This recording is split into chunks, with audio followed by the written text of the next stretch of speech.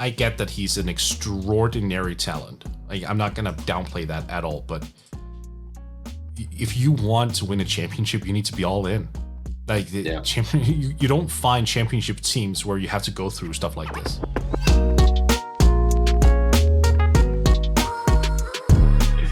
All right, so let's try to fix the Nets, Mort.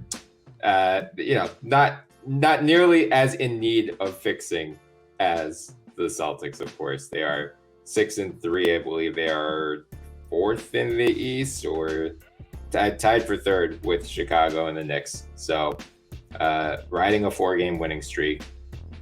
James Harden, what we talked about earlier, still very, very much applies, whether it's the hamstring, the foul rules, whatever the case may be.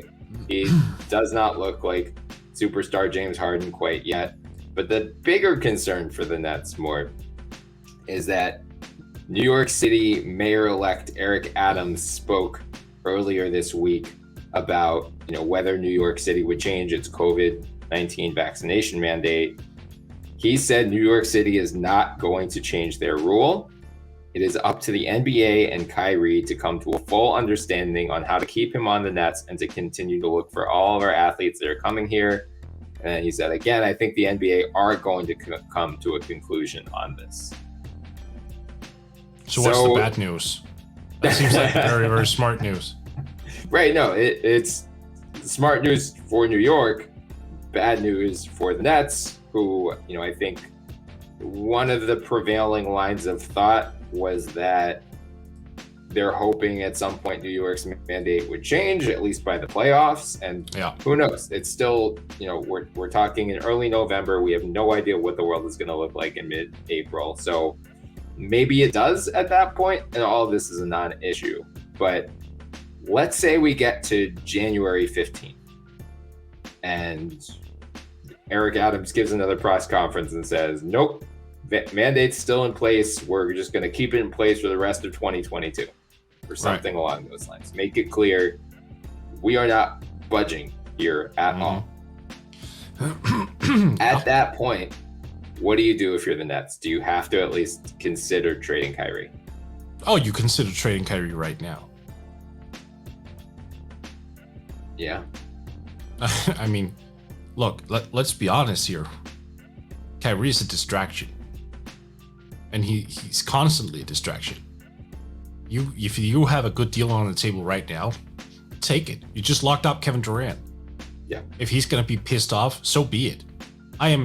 I've reached that point now where I just no longer care about players fighting for their non-vaccinated friends. Like if Kevin Durant has a problem with Brooklyn moving on from Kyrie because he refuses to get vaccinated, that's a KD problem. That's not a Nets problem. And then if KD wants out, sure, trade him. I that's where I am with this now at this point. Just, you can't let this maniac behavior run rampant. You just can't. It is so dumb. This is all a non-issue if Kyrie just decides to get the freaking vaccine, which he should, because that's a smart thing. So, I mean, I am not bound to leaving over backwards to, give Kyrie the benefit of the doubt or to amend my position for his part. Screw that. Like, you got to play the cards that you're dealt right now, and if that means trading Kyrie, if that's on the table, do it. I don't want to wait till January or whatever. Yeah, do it now, if there's a deal. It depends on what is being offered for him. And again, I mean, we talked about this, when it became clear that he wasn't going to participate in training camp in the preseason. Right. We had this conversation, and part of the concern is, there leaks have come out from his camp, presumably, to Mark Stein and others. I think Nick Wright of Fox had it too, where it said, if Kyrie gets traded, he might just retire. Like, he doesn't want to play anywhere else but Brooklyn. Fine. But if you're the team that's trading for him, is that fine? Like, you're not gonna give up. No. Yeah, right. Like Houston would give up John Wall for Kyrie, because why not? You know, Yeah. like if you're getting off of a bad contract, Cleveland would give up Kevin Love for Kyrie, but that's not Right. not helping the Nets. Oh my God, Kevin Love, Blake Griffin, and LaMarcus Aldridge on the same team. The 2012 power forward debate would be in full effect again. Okay, know, it'd be- yeah. Yeah. If you could just transport the Nets back 5 to 10 years, there would be a no-brainer championship team then. Right. No, I hear you. I hear you. I just don't care. I don't care if he retires. Like I'm out. I am absolutely out. This is a constant distraction. If it's not the vaccine, then it's something else. Like, I get that he does great things for the community, but that's all undone by sending the message that he is sending right now, which is causing lives. Screw it. I don't care. Whatever. Like, if I'm the Nets, even if the mandate is lifted, I'm like, no, screw it. This is something deeper now. Yeah. Get the vaccine. We're not playing you until you have the vaccine. That should be the stance of every single NBA team. And this is not just a Kyrie thing. This for the players that remain unvaccinated. Hell, Ben Simmons apparently is like how was it that Ramona Shelburne worded it, that his vaccine status was because it came up as like, should back when all this started and Ben's holdout started, right. Ben for Kyrie came up a lot. And I forget how she worded it exactly. This was on the ESPN Daily podcast with Pablo Torre. But I think she said it would be an issue, something like that. Right. And that the same goes for him. Like, I am just so out on this. But no, look, if there's a team out there that is willing to make a trade for Kyrie Irving right now, if you're the Nets, go for it. And then I realize the team trading for Kyrie might get stuck, but you know what? That's your own freaking fault for trying to trade for someone who has literally said, I will retire if I get traded. Like, I can't lose any sleep over that. Yeah, I mean, if you are seriously entertaining the idea of trading for Kyrie Irving, you are talking to his agent first, and you are gauging how serious that threat is. Right. Because, but from the Nets perspective, like, let's talk Wall for Kyrie, which is absurd on the surface. Of course it is, but it's all absurd, Brian. And he put himself in this situation. It's all absurd. But like, that's the only deal that I could actually see, even if the threat of Kyrie retiring is hanging over. Like, Houston gets off of the Wall contract and Kyrie expires after this year. So they Tillman Fertitta gets to save $40 million to spend on his next yacht instead of his employees, which is exactly what he would prefer in this situation. The Nets would, like, if you're the Nets, you just have to weigh what is more likely at this point? Kyrie getting the vaccine or the New York City mandate being lifted? Or is he really willing to throw this entire season away, throw this title shot away, which, James Harden also didn't sign an extension yet. Like, both of these guys hypothetically could leave after this year. Bruce Brown's going to be an unrestricted free agent. Like, this might be this core's best shot to win a title. Yeah. Is he willing to throw all that away over this stance? And if so, would we not be better off? Like, it is a clear, obvious, no question talent downgrade, a significant one from Kyrie to John Wall. But if you aren't going to have Kyrie at all, having a warm body in his place, and a warm body who had all-star form at one time, would be better than nothing, right? Did we just fix the Nets by also sending John Wall there? Have we legitimately... It was a trade, not a buyout. This seems more realistic. But my God, to think of what we've just done. We've taken a player who hasn't even played this year, who's played just 40 games after coming off an Achilles tear, and we are reasoning that he is the solution to 2 NBA franchises. That is bad. Like, that means that you are in trouble if that's the way that it is. No, I hear you. I do. And honestly, it might be the best thing out there, but John Wall there, is he going to accelerate your championship upside or championship probability? Probably only a little bit. Is it going to be enough? I don't know. But look, the Nets decided to go... So. No, I don't think so either. But the Nets decided to go all in on this. You know how skeptical I was when they pivoted away from the rebuild. Yeah. I didn't like the piece they brought. Well, of course, I love KD. I mean, who wouldn't?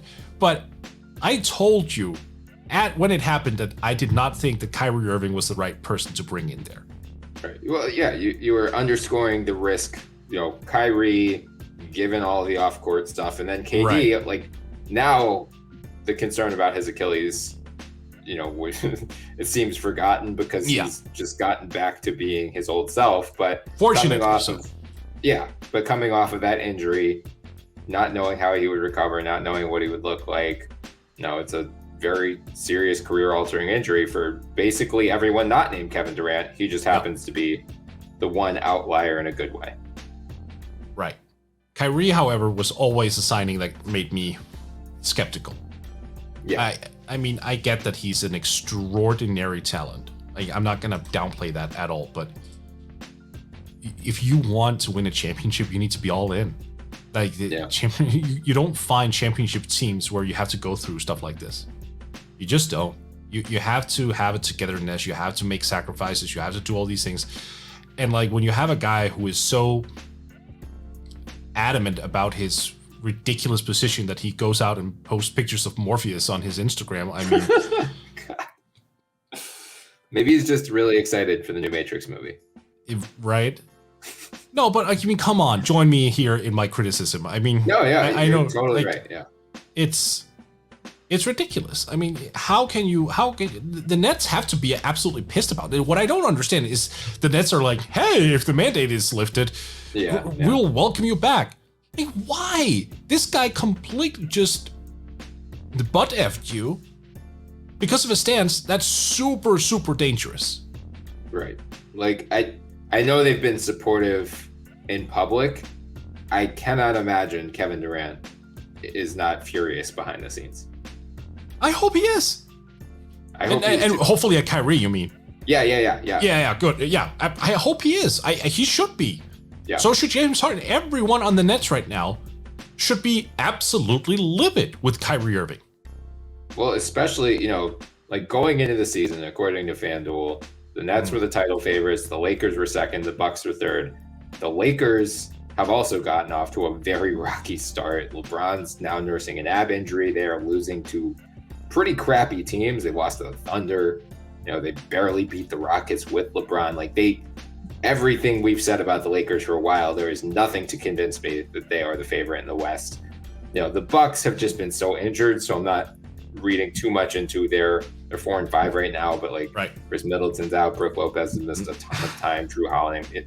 I'm gonna throw that out and say they'll bounce back, but if those were the top 3 contenders coming into the year, none of them through the first 9 or 10 games of the season have stormed out and oh man, yeah, this is the dynasty that every team is looking up at. 9 or 10 games into the season, that this looks pretty wide open this year. So now if you're looking at the Nets and you're saying God damn, we should be that team. We should be that dynasty team. If we had Kyrie, we possibly could be. And maybe having Kyrie would take more pressure off of James Harden, who is struggling to start the year. Right. It's just... they played 200 minutes together, the 3 of them last year, because of injuries. KD was in and out, Harden was in and out, Kyrie gets hurt in the playoffs. At this point, you do have to wonder, do we ever see this fully actualized big 3 in Brooklyn? I don't care. That's where I'm at this point, if they do it or not, because I'm just so out on that whole experiment. I really am. And I realize that it's ridiculous being out on that experiment because they still might win the ring, yada yada. Right. It's for ethical purposes. That's fair. I feel so bad for KD. I really do. I mean, he got absolutely, what's the word here? Hustled, I think. Yeah, I mean he left Golden State for this. Yeah. And I know hey, whatever makes you happy. He was in Golden State, he was winning, but by the end of it, he did not seem to be enjoying his time there, and he wanted to go to Brooklyn, live in New York, right? Play with his best friend Kyrie. But now you're not playing with your best friend Kyrie, and Yeah. James Harden looks like a shell of himself. Like, is this really what you had in mind, especially now looking at the Warriors, who have the best record in the West without Klay Thompson? I think we have to talk about that as well, where we just isolate the James Harden thing, because I need to ask you, Bryan, is he washed? I don't think he's washed, but I do think regressed then. I think these new foul rules have affected him perhaps more than anyone else in the league. But do you really boil it down to just that? No, I think the hamstring's still a problem. He's probably just still, I mean, he said he'd been recovering all offseason, didn't have his normal offseason. Like, maybe he's still playing his way into shape a little bit. Mm-hmm. But I mean, the free throw, I do think that is a big part of it. The free throw drawing was a huge key to James Harden's game. And there was the clip from the Pistons game the other night where he tries the rip through and he got called for an offensive foul. 100 times out of 100 in previous seasons, he's taken a trip to the free throw line. Yeah. Like, if he doesn't have that, I'm not saying this version of Harden is going to be here all season. He's an incredibly smart basketball player. He will figure out how to adjust at some point, I'm sure.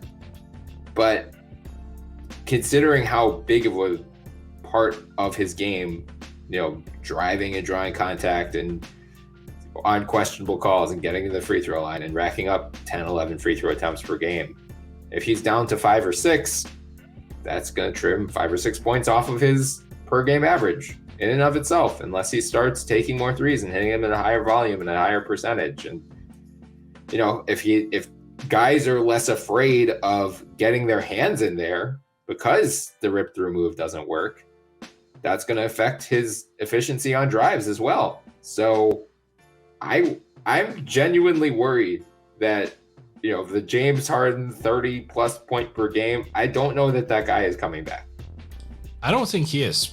I was looking at his numbers earlier, and I think he is starting to transition into a guy who is going to be more three-point shooting reliant, because he can no longer get to the basket. Like, he's too heavy, he's too slow-footed, and again, like, the hamstring, absolutely, that might play a role. But he's also too heavy, Bryan. Mm-hmm. Only 15.5% of his shots are within 3 feet. Really? Yes. Usually that was in the late 20s. Wow. 56% of his shots are threes now. 56. Wow. Usually that was in the mid 40s. Yeah.